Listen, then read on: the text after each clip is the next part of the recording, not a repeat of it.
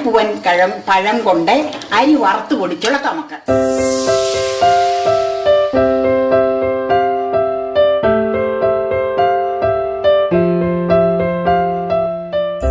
എറണാകുളം ജില്ലയിലെ തൃപ്പൂണിത്തുറയ്ക്കടുത്ത് കരിങ്ങാച്ചിറ എന്ന പ്രദേശത്ത് സ്ഥിതി ചെയ്യുന്ന സെന്റ് ജോർജ് ജാക്കബേറ്റ് സിറിയൻ കത്തീഡ്രൽ എന്ന കരിങ്ങാച്ചിറ പള്ളിയിൽ എല്ലാ വർഷവും കൊണ്ടാടുന്ന തമുക്ക് നേർച്ച പെരുന്നാളിന്റെ ഓർമ്മയായാണ് തമുക്ക് എന്ന പലഹാരം അറിയപ്പെട്ടു തുടങ്ങിയത്.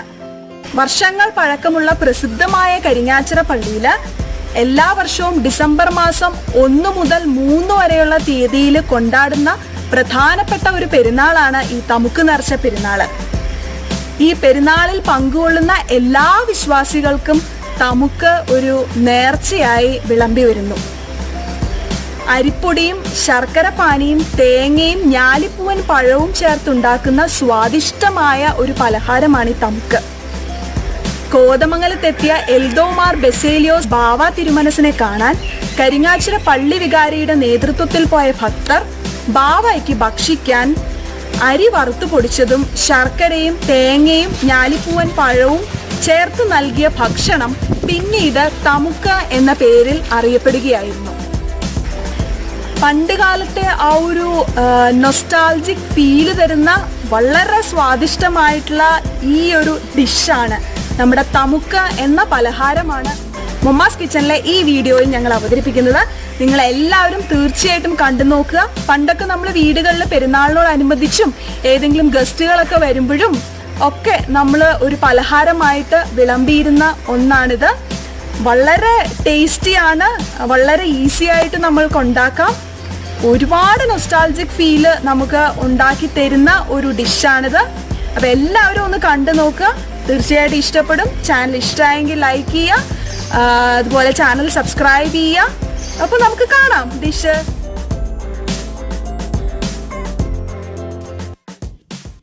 അതിന് അമ്മ കുറച്ച് നമ്മൾ ഉണ്ടാക്കണോളൂ. അതിനായിട്ട് നമ്മൾ ഒരു അരയുണ്ട ശർക്കര കട്ടി എടുത്തിട്ടുണ്ട്. മറയൂർ ശർക്കരയാട്ടോ. ഈ കല്ലും പിന്നെ ഉപ്പും ഒന്നും ഇല്ലാത്ത ശർക്കര എടുത്ത് അത് ഇങ്ങനെ ചീകിയിട്ട് ചീനിച്ചട്ടിയിലേക്ക് ചീകിയിട്ടിട്ട് അതിലേക്ക് ഒരു 1/2 കപ്പ് വെള്ളം ഒഴിച്ച്, അതെന്താണെന്ന് വെച്ചാൽ കൂടുതൽ വെള്ളം ഒഴിച്ചു കഴിഞ്ഞാൽ പിന്നെ അത് വറ്റി വരാൻ ഒത്തിരി താമസം എടുക്കും. നമുക്ക് ഇത് ഉരുക്കി തണുപ്പാക്കിയിട്ട് വേണം, ചൂടാറിയിട്ട് വേണം മിക്സ് ചെയ്യാനായിട്ട്, നമുക്ക് ഉണ്ടാക്കാൻ മിക്സ് ചെയ്യാൻ. അതുകൊണ്ട് അമ്മ കുറച്ച് വെള്ളം, പാകത്തിനുള്ള വെള്ളം എടുത്തിട്ടുള്ളൂ. ഇതിനിങ്ങനെ ഈ പാനി ഉണ്ടാക്കുമ്പോൾ നമ്മുടെ ഉണ്ടയുടെ പാനി പോലെ ഒറ്റ നൂൽപ്പരുവൊന്നും വരണ്ട കേട്ടോ. കുറച്ചൊരു ഇങ്ങനെ കുറുകി വന്നാൽ മതി. ഈ മറയൂർ ശർക്കര ആയതുകൊണ്ട് നമുക്ക് അരിക്കുകയും വേണ്ട, മാലിന്യമൊന്നുമില്ല.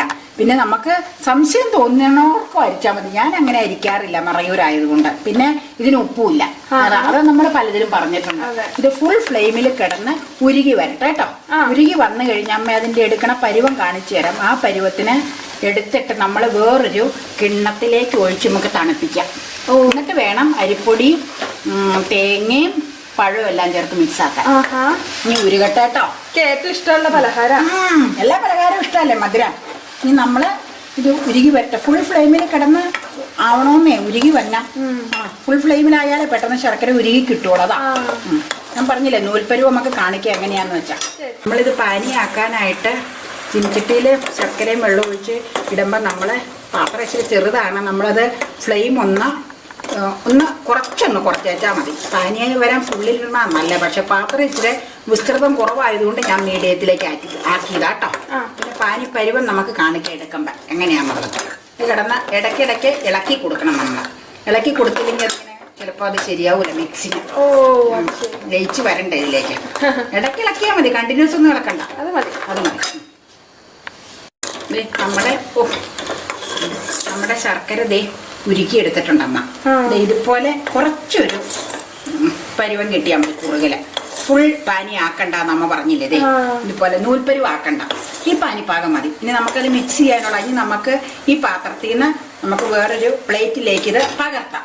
ഓഫ് ചെയ്യുവാട്ടോ. ഓഫ് ചെയ്ത് പകർത്തുവാട്ടോ. നമുക്ക് നമ്മളാ പഞ്ചസാര ഉരുക്കിയെടുത്തില്ലേ ചെറിയൊരു പാനിപ്പരി അല്ല ശർക്കര ഉരുക്കിയെടുത്തില്ലേ ചെറിയൊരു പാനിപ്പരുവത്തിന്. അതിലെനിക്ക് തോന്നി എന്തോ ഇച്ചിരി സെഡിമെന്റ്സ് ഉണ്ടോ എന്നൊരു സംശയം.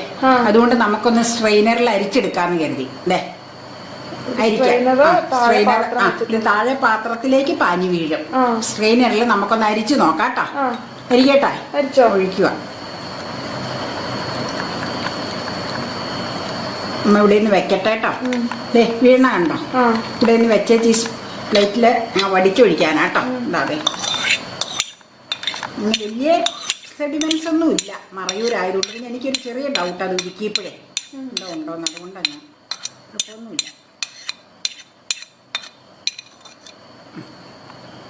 തണുത്തതിന് ശേഷം മാത്രമേ ഇങ്ങനെ അരിക്കാനായിട്ട് എടുക്കാവുള്ളൂ അല്ലേ? അല്ലെങ്കിൽ നമുക്ക് അന്നേരം തന്നെ കണ്ടെയ്നറിൽ നിന്ന് വലിയ മാലിന്യമൊന്നുമില്ല. കണ്ടെയ്നറിൽ നിന്ന് വേണമെങ്കിൽ അപ്പം തന്നെ ഡയറക്റ്റ് അരിച്ചെടുക്കാം. പിന്നെ പരന്ന ഒരു പാത്രത്തിലേക്ക് നമ്മൾ ഒഴിച്ചത് കൊണ്ട് പിന്നെ അതിൽ നിന്ന് എടുക്കാൻ പറ്റൂല, ചൂടല്ലേ. അതുകൊണ്ടാ. അല്ലെങ്കിൽ നമുക്ക് ചൂടോട് കൂടിയാണെങ്കിൽ നമുക്ക് സ്ട്രെയിറ്റ് ആയിട്ട് ഒരു പാത്രത്തിന്റെ മീതെ സ്ട്രെയിനർ വെച്ചേച്ച് അതിൽ നിന്ന് തന്നെ പകർത്തിയിരിക്കാം. ഇതിപ്പോ അമ്മ ഇങ്ങനെ ഇതിലേക്ക് തണക്കാൻ വേണ്ടി പരന്ന പാത്രത്തിൽ വെച്ചുപോയി. അത് കാരണമാണ് തണുത്തിട്ട് അരിച്ചെടുക്കുന്നത് കേട്ടോ. ഇനി നമുക്ക് നമുക്ക് എല്ലാ ഇൻഗ്രീഡിയൻസും കാണിക്കാം എന്തൊക്കെയാന്നുള്ളത്.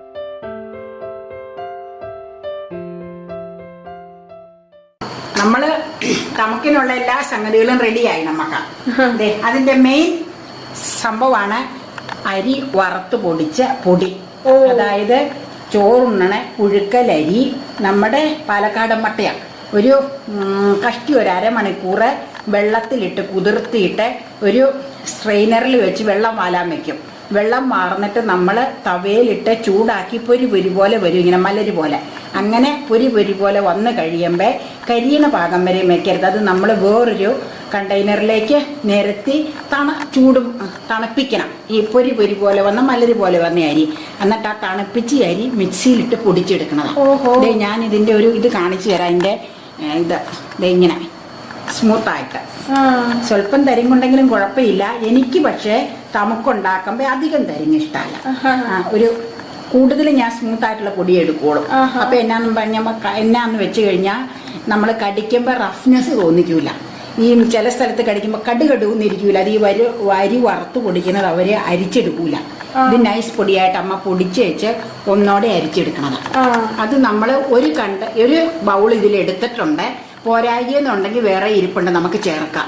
ഇതിന് ശരിക്ക് കറക്റ്റ് മെഷർമെന്റ് അങ്ങനെ ഓരോന്നിനും പറയാൻ പറ്റൂല എത്രയാന്നുള്ളത്. എന്നാന്ന് വെച്ചാൽ കുഴക്കണതിന്റെ അനുസരിച്ചിരിക്കും, പഴവും പാനിയൊക്കെ ചേർക്കണതിന്റെ അനുസരിച്ചിരിക്കും പൊടി ചേർക്കേണ്ടത്.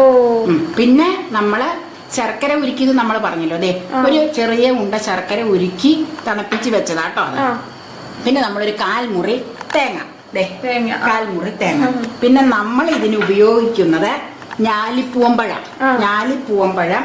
ഇത് അമ്മ 3 പഴം തൊലി കളഞ്ഞു വെച്ചതാണ്. ഇവിടെ തൊലി കളയാതിരിക്കുന്നത് ഇവിടെ വെച്ചിട്ടുണ്ട്, കാണിച്ചു തരാം.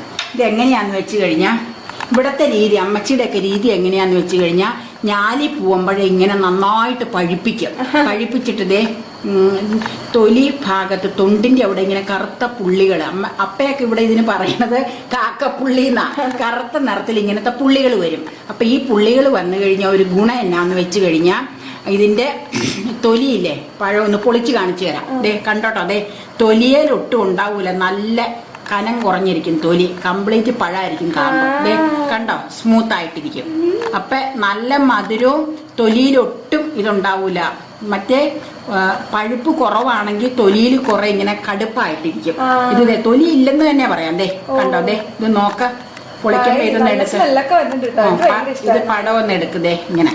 അമ്മയുടെ ഒക്കെ വീട്ടിൽ വെച്ച് എങ്ങനെയാന്ന് വെച്ചാൽ ഇത്രയൊന്നും പഴിപ്പിച്ച് ഞങ്ങൾ എടുക്കാറില്ല.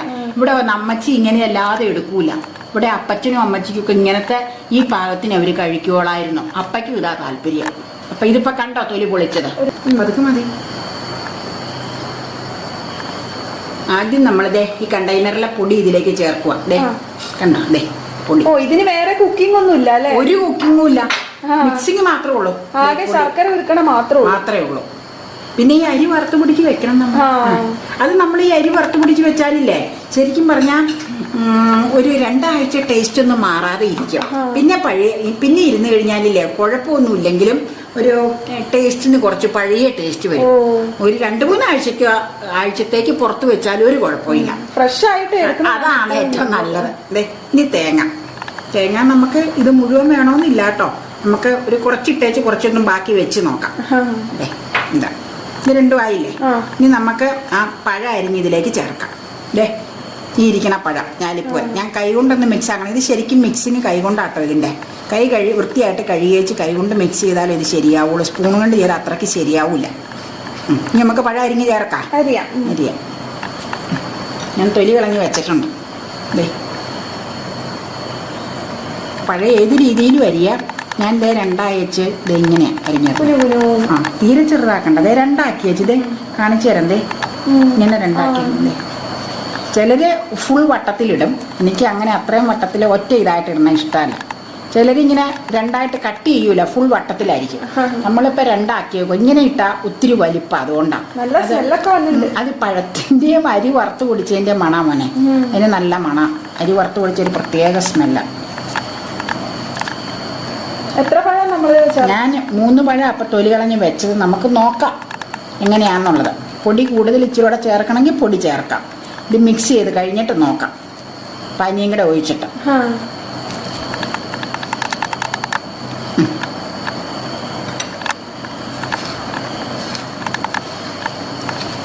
ഇതിന് ഇങ്ങനെ കുഴിയുള്ള പാത്രം തന്നെ എടുക്കണം എപ്പോഴും.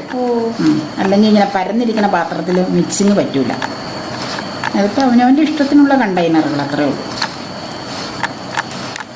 ഇനി അരിപ്പൊടി, തേങ്ങയും പഴവും കൂടെ നമ്മൾ മിക്സാക്കി. ഇനി നമ്മൾ ശർക്കരപ്പാനി ചേർക്കുക കേട്ടോ. ലാസ്റ്റ്. പിന്നെ നമുക്ക് ഇച്ചിരി 2 ഏലക്കായും 1 തരി കുഞ്ഞിജീരകവും പൊടിച്ച് ചേർക്കണം. നമ്മൾ പൊടിച്ച് വെച്ചിട്ടുണ്ട്. ഏലക്ക കുറച്ച് ചേർത്താൽ മതി. കുറച്ച് ചേർത്തില്ലെങ്കിൽ കൊള്ളൂല. ഇനി നമുക്ക് പാനി ഒഴിക്കാം കേട്ടോ. ഈ സ്പൂൺ തന്നെ മതി. കുറച്ചായിട്ട് ഒഴിക്കണം. പാനി കൂടിപ്പോയാൽ പിന്നെ പൊടിയുണ്ട്, അതുകൊണ്ട് കുഴപ്പമില്ല, പൊടി ചേർക്കാം. എന്നാലും മിക്സിങ് ഇവിടെ ഇരിക്കട്ടെ കേട്ടോ.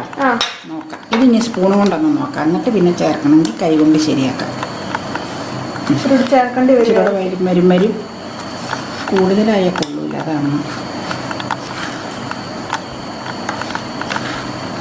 ഇച്ചിരൂടെ വേണം. നനവ് കുറവല്ലേ.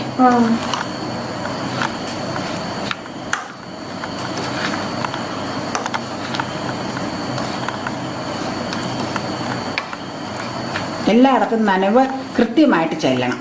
അതാണ് ഇതിൻ്റെ ഒരു ഇച്ചിരൂടെ ചേർക്കാം നമുക്ക്. ഇനി ഇതിലേക്ക് ഒഴിച്ചേച്ച് ചേർത്താൽ മതി.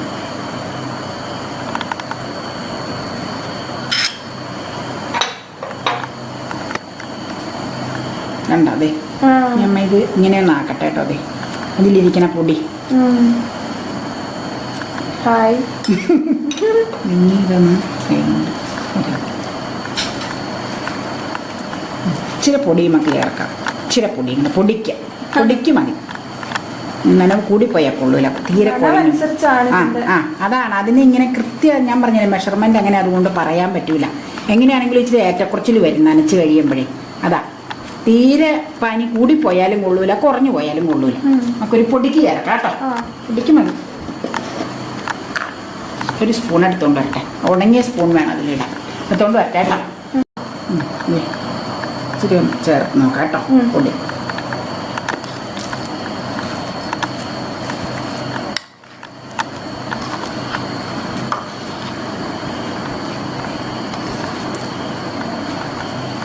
നന്നായിട്ട് മിക്സ് ചെയ്യണം. പിന്നെ ഇത് ഇരുന്ന് കഴിയുമ്പോൾ നമ്മളിപ്പോൾ ഇരിക്കാൻ വെച്ചേക്കണില്ല, നമ്മളിപ്പോൾ തന്നെ കഴിക്കുക. ഇരുന്ന് കഴിയുമ്പോൾ പഴത്തിന്റെ നനവൊക്കെ ഇതിലേക്ക് ഇറങ്ങും. പക്ഷെ നമ്മൾ ഇരിക്കാനിപ്പോൾ വെക്കണില്ല, നമ്മളിത് കഴിക്കുക. എനിക്ക് വലിയ ഇഷ്ടമായി തമുക്ക്. എനിക്ക് അത്രയ്ക്ക് വലിയ താല്പര്യമൊന്നുമില്ല. അപ്പയ്ക്കും വലിയ ഇഷ്ടമാണ്. ഇവിടെയാണ് കൂടുതൽ. ഞങ്ങളുടെ അങ്ങോട്ട് ഉണ്ടാക്കുമെങ്കിൽ അത് അത്രയ്ക്ക് ഇതല്ല. അവിടെ അങ്ങനെ അധികം ഉണ്ടാക്കാറില്ല. ഞാൻ 2 ഏലക്കായും 1 തരി ചെറിയ ജീരകം, ഒട്ടക്കറിക്കൊക്കെ എടുക്കണം ജീരകം, അതും കൂടെ പൊടിച്ചതാണ്. അതും കൂടെ ഇതിലേക്ക് ചേർക്കുക.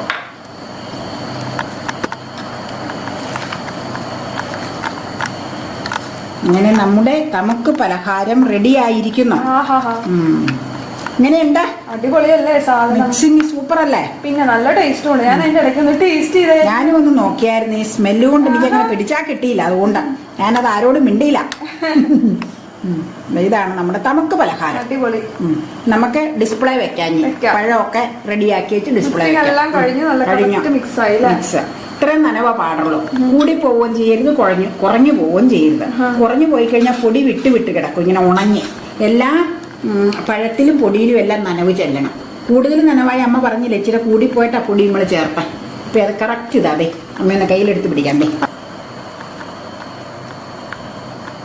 പണ്ട് കാലത്തെ നാടൻ പലഹാരമായ തമുക്ക് ഇവിടെ റെഡിയായി കഴിഞ്ഞു. വളരെ ടേസ്റ്റിയാണ്. ഒരു വട്ടമെങ്കിലും ഒന്ന് ട്രൈ ചെയ്ത് നോക്കുക. നിങ്ങൾ ഒരു വട്ടം ട്രൈ ചെയ്ത് കഴിഞ്ഞാൽ വീണ്ടും വീണ്ടും ട്രൈ ചെയ്തുകൊണ്ടിരിക്കുക. അത്രയും രുചികരമാണ്. കരിങ്ങാച്ചിറപ്പള്ളിയുടെ നമ്മൾ നേരത്തെ പറഞ്ഞ പോലെ നേർച്ചയായിട്ടാണ് ഇത് അറിയപ്പെട്ടു വന്നത്. അതിനുശേഷം ഇത് പണ്ടുകാലത്തെ വലിയൊരു നാടൻ പലഹാരമായി മാറി. ഇപ്പോൾ നമ്മൾ വീടുകളിൽ ഇടയ്ക്കിടയ്ക്ക് 4 മണിക്കൊക്കെ കഴിക്കാനും ഗസ്റ്റുകളൊക്കെ വരുമ്പോൾ കഴിക്കാനും ഒക്കെ ആയിട്ട് നമ്മൾ ഉണ്ടാക്കുന്നുണ്ട്. വളരെ രുചികരമാണ്. ഇതിൻ്റെ വീഡിയോ നമ്മൾ നേരത്തെ ഒരു വട്ടം അപ്ലോഡ് ചെയ്തിരുന്നു. ഒരുപാട് അപ്രിസിയേഷൻസ് കിട്ടിയ ഒരു വീഡിയോ ആയിരുന്നു അത്. പക്ഷെ ചില പ്രത്യേക കാരണങ്ങളാൽ നമ്മൾ ആ വീഡിയോ റിമൂവ് ചെയ്യുകയുണ്ടായി. ഇപ്പോൾ രണ്ടാമത് നമ്മൾ റീലോഞ്ച് ചെയ്യുകയാണ്. നമ്മുടെ രുചി വന്ന വഴി എന്ന പ്രത്യേക സീരീസിലാണ്, ഡിസംബറിലെ പ്രത്യേക സീരീസിലാണ് നമ്മൾ റീലോഞ്ച് ചെയ്യുന്നത്. അപ്പം എല്ലാവർക്കും ഇഷ്ടമായി എന്ന് വിചാരിക്കുന്നു. ഒത്തിരി റിക്വസ്റ്റുകൾ കൂടി വന്നൊരു വീഡിയോ ആണിത്. അപ്പം എല്ലാവർക്കും ഇഷ്ടമായി എന്ന് വിചാരിക്കുന്നു. ട്രൈ ചെയ്ത് നോക്കുക. ഇഷ്ടമായെങ്കിൽ ലൈക്ക് ചെയ്യുക, സബ്സ്ക്രൈബ് ചെയ്യുക. ഫാമിലിക്കും ഫ്രണ്ട്സിനും റിലേറ്റീവ്സിനും എല്ലാവർക്കും ഷെയർ ചെയ്ത് കൊടുക്കുക. അവരോട് സബ്സ്ക്രൈബ് ചെയ്യാൻ പറയണം കേട്ടോ. ഇനി മറ്റൊരു ബ്യൂട്ടിഫുൾ ആൻഡ് വണ്ടർഫുൾ ഡിഷായിട്ട് നമുക്ക് വീണ്ടും കാണാം. അതുവരേക്കും take care, bye bye, see U.